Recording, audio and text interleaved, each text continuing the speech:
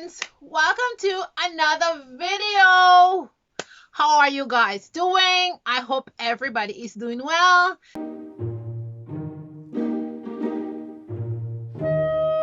But anyways, in today's video we're going to talk about books.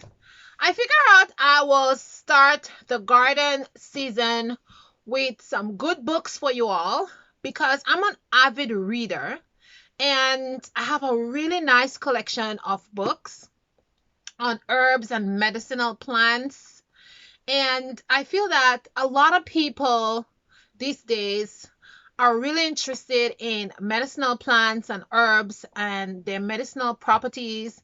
They want to use natural homeopathic remedies and make your own DIY products and stuff like that.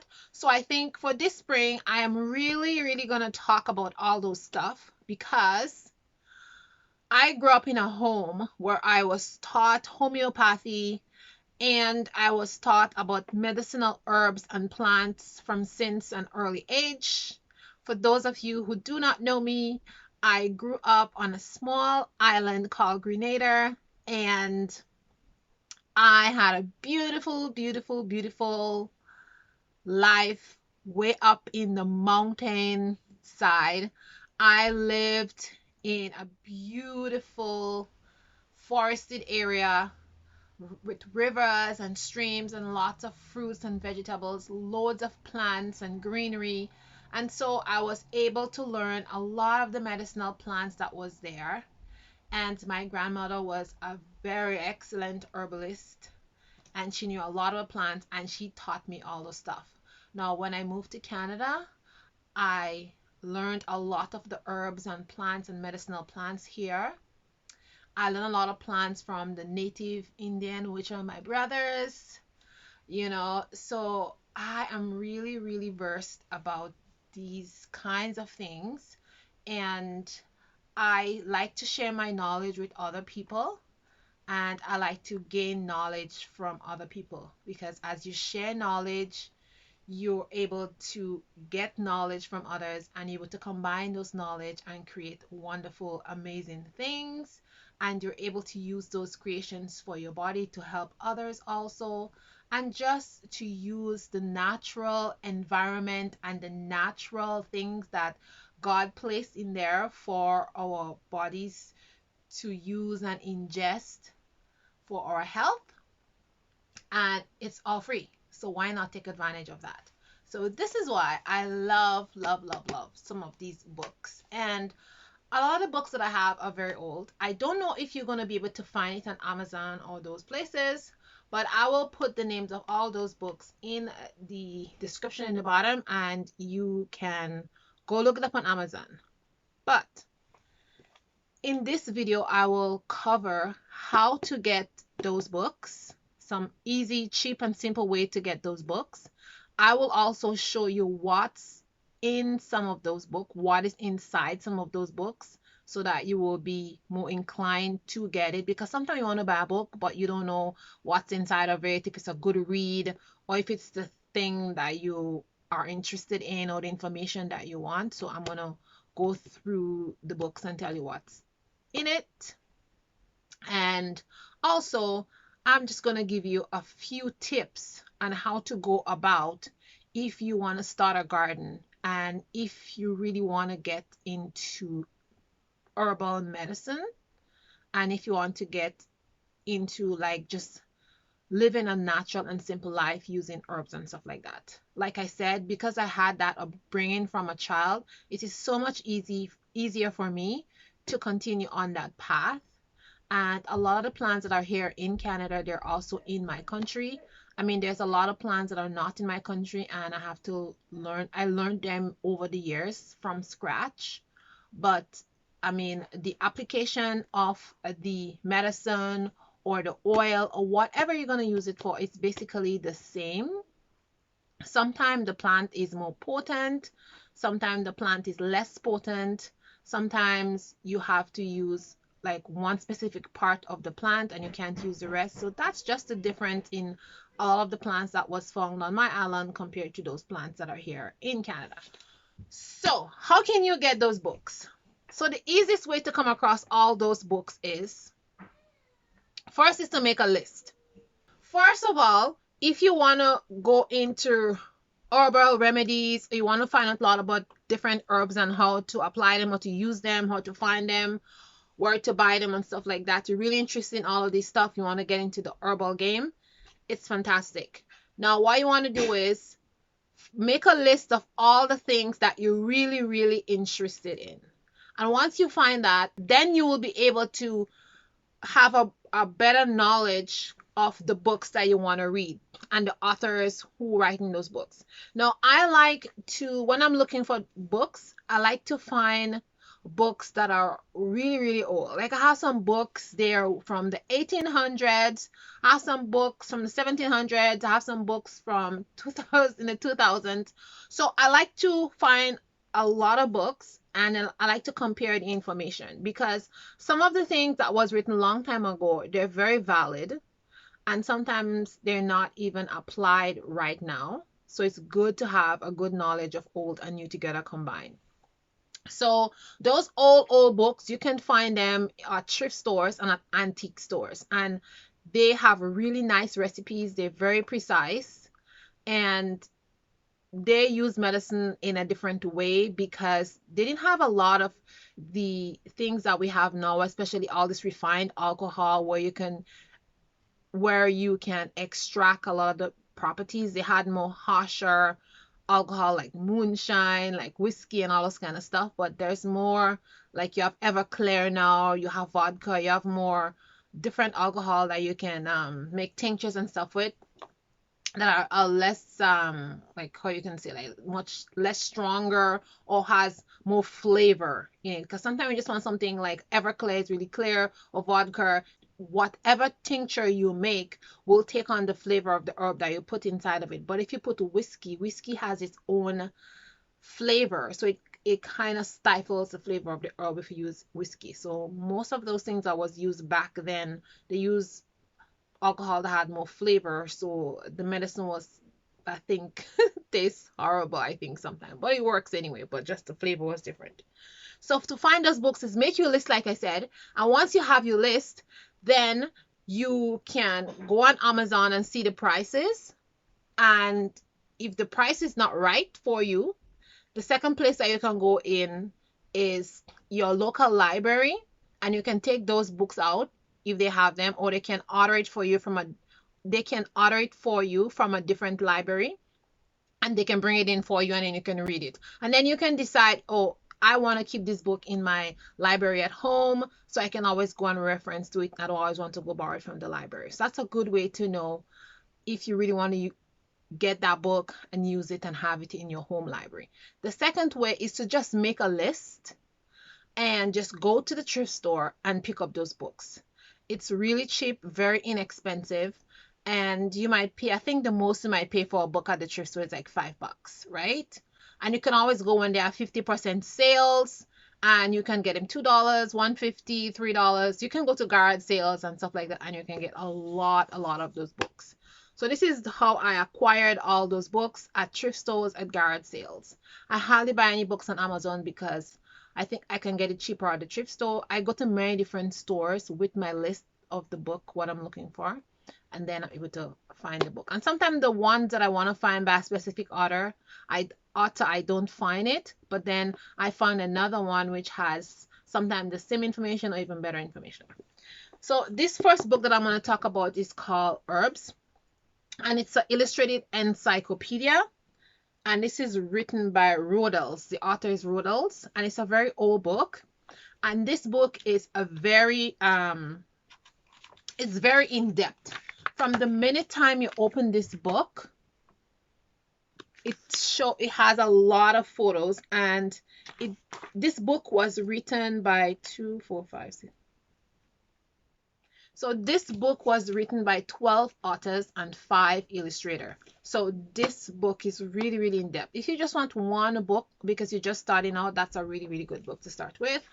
And it has a lot of pictures in it. Like, it has a few colored pictures to show you the herbs, but not a lot of them. Most of the pictures are black and white. So if you're looking to identify plants, you may not be able to identify the plant because it doesn't have a lot of colored photos. And this book covers a lot of different plants and herbs, and it goes into great detail. It says the scientific name, it says the local name, and it says other names from other countries, other places that the plant is called. It also tells you when to plant, the diseases. It also tells you a lot of those stuff. It gives you recommendations on how to plant. It tells you the history of the plant, the uses of the plant, the medicinal purpose of the plant, how it is used in cosmetic preparations, what it's used for dyes and all kind of different things. So this book is really great. And it also tells you like what areas is best for that plant to grow.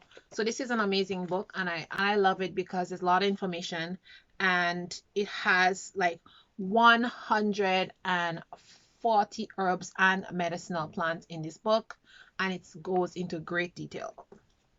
So I'll link that in the bottom.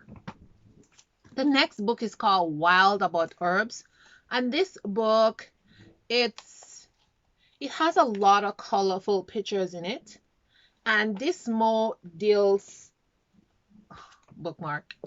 This book is more for the gardener who's growing is like in raised bed. So if you're a person who's very interested in raised bed gardening, no dig gardening, this is a book for you because it goes into a lot of depth about that. It also tells you about plants, and it talks about flowers also, and what kind of soil and conditions they like. So this book is a good book for you, and this is Wild About Flowers, and it's by Roger Tabor, and it has a lot of colorful picture. And what I like about this book is it tells you the family of this plant. So if you're interested in finding a similar family of plant, maybe you want to say, for example, you want to plant basil, right? So basil is in the mint family, and it will also tell you other plants that are similar to the basil, like they have the similar properties to the basil. So if you don't have it in your area, in your country, you can find another plant that is very similar to the basil and you can plant it. So I like this book because sometimes you may be in one country and this kind of plant doesn't grow, but because the other kind of plant is in the same plant family, you're able to use that plant. So I love this book for that. The next book is Growing Herbs, Healing Herbs. And this book is a very, very old book. And I love it because it goes from way back from, the natives and the things that they use. And it really, really goes into depth about all the different kind of herbs. And this was written by Gia and Shandu West. And this one has about over 200 herbs. It also tells you how to make potions and stuff, like to make syrups and how to make cough syrups and poultice and all this kind of good stuff. It tells you how to make baths, like if you have rashes, how to make medicated washes, like herbal washes for your skin if you have rashes. About my bookmarks are falling. All my bookmarks are falling out. And it tells you how to use the plant. It also tells you how to store the plant. It also tells you how to make cuttings and stuff with the plant. So this book is a very, very informative. Now, this book does not have like any colored picture. Everything is black and white, but it's amazing. It's a good read. It also goes into the history of the plants and when it was used and what it was used for. So you kind of have a good knowledge. This book also talk about Hippocrates, and it tells you about his style of writing with preventative medicines and stuff like that. It talks about the Egyptian time era. It talks about the Greek historian era and how they use these different medicinal herbs, and it also talks about the Galen and all those kinds of historical people and families, and those times way back then when that's all they had was herbs, and they didn't have these sophisticated medicines and all those pharmaceutical medicines to use. But it goes into depth on how they really use those medicines. And I love that because you can take some recipes from here. You can try different things and see how it works for you. And it tells you basically exactly. Like, for example, in this book, they talk about using like a poultice for your chest, like for deep cough, how you can just take herbs, put it inside a cloth, put it on your chest, and you can put a warm towel over it. And that will help you to eliminate phlegm and help you with cough. So I know as a child we use a different plant for cough to put on your chest. So I learned some other herbs that you can combine with that to make herbal poultices. So that's great. So I had a smaller knowledge about poultices for chest, and now I have a larger knowledge about how to make a stronger poultice. So the poultice that we used back then was just using 4 herbs, pounded together and put on your chest. And in this poultice, they use like maybe 6 different herbs. And so the poultice is even stronger. So then you can make that poultice work better for whatever cough or condition that you may have that you want to try to get rid of. So you see, you learn a lot. That's what I'm talking about. The more things you research, the more things you study, you're able to combine and make these herbal medicines better. I'm just gonna run through the rest of the books because I don't want to let the video get too long.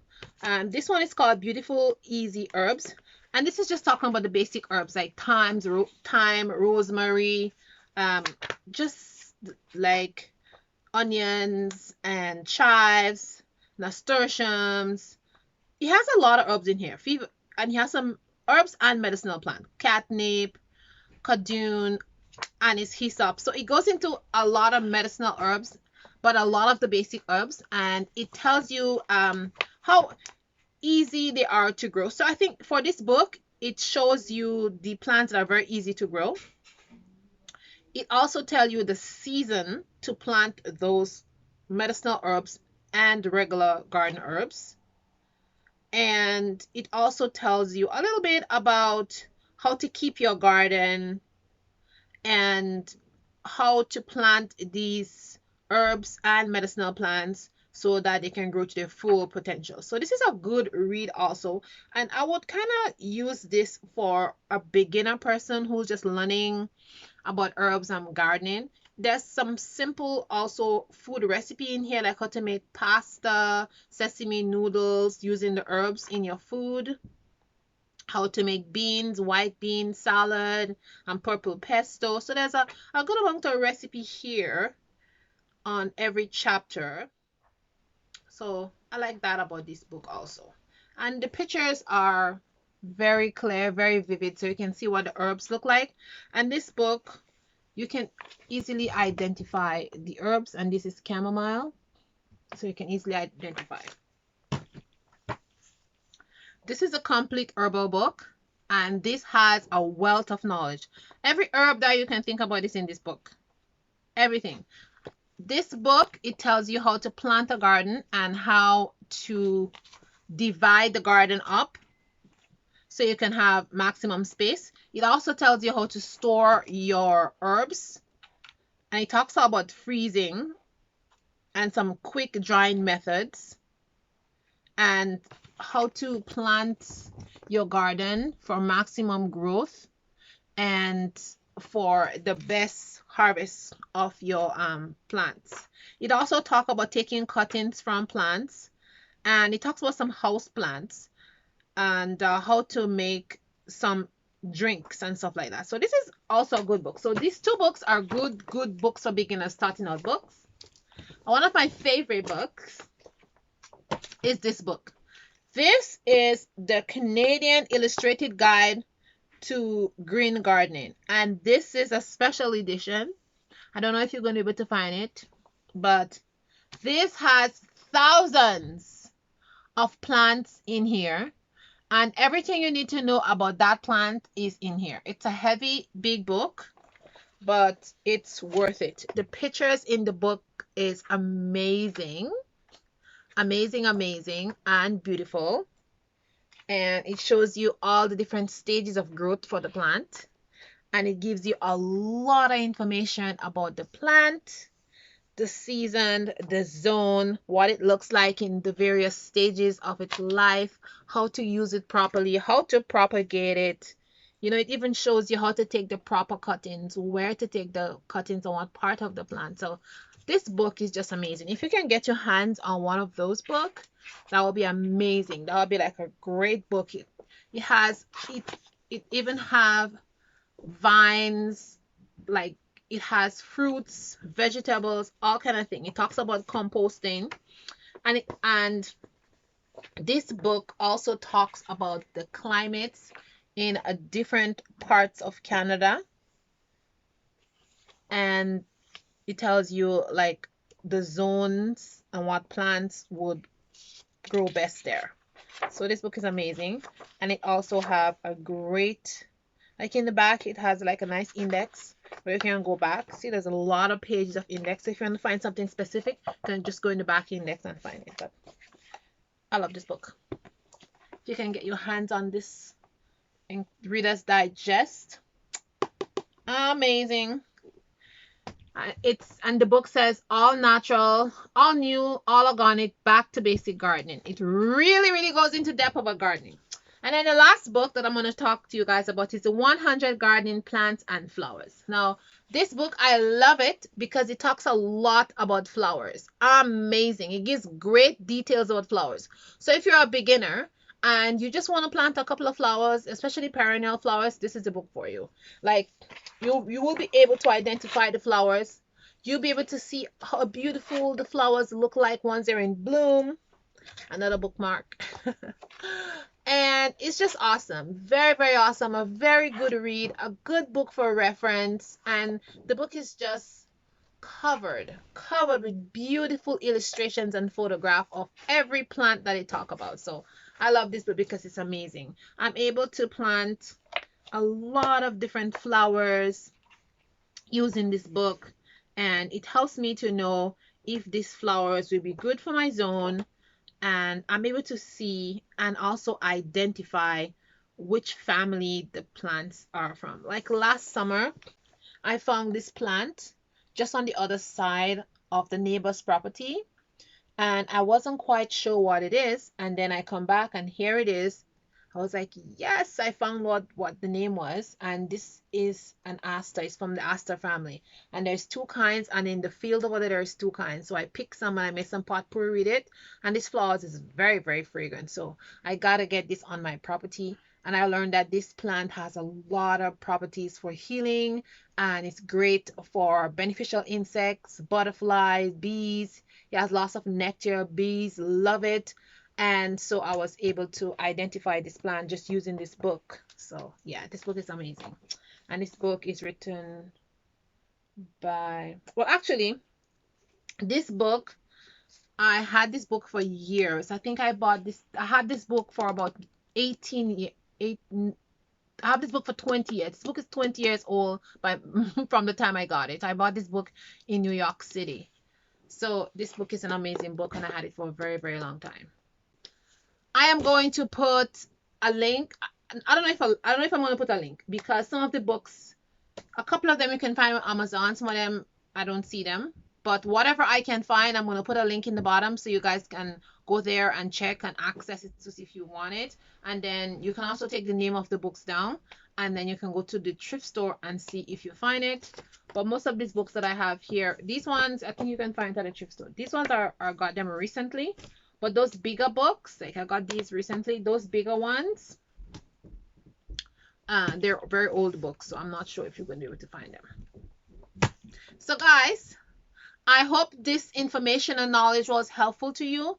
And if you're a new gardener, I hope you're going to glean something from these books that I tell you. You're going to go out there, find some books and read. Because sometimes you want to find something and you go on YouTube and you just can't find it. But if you have a book, you can just go to the book and find exactly what you're looking for, because of course there's an index, and you just go to the front index and you can see exactly what you want from the front index, and then you can just go right there and read it and stuff like that. So yeah. So okay, thank you for watching. I really appreciate you guys, all the time you spend watching my video. Remember guys, you're beautiful. Think beautiful thoughts in your head. Remember that you're powerful. And I will see you in the next video. Ciao, ciao.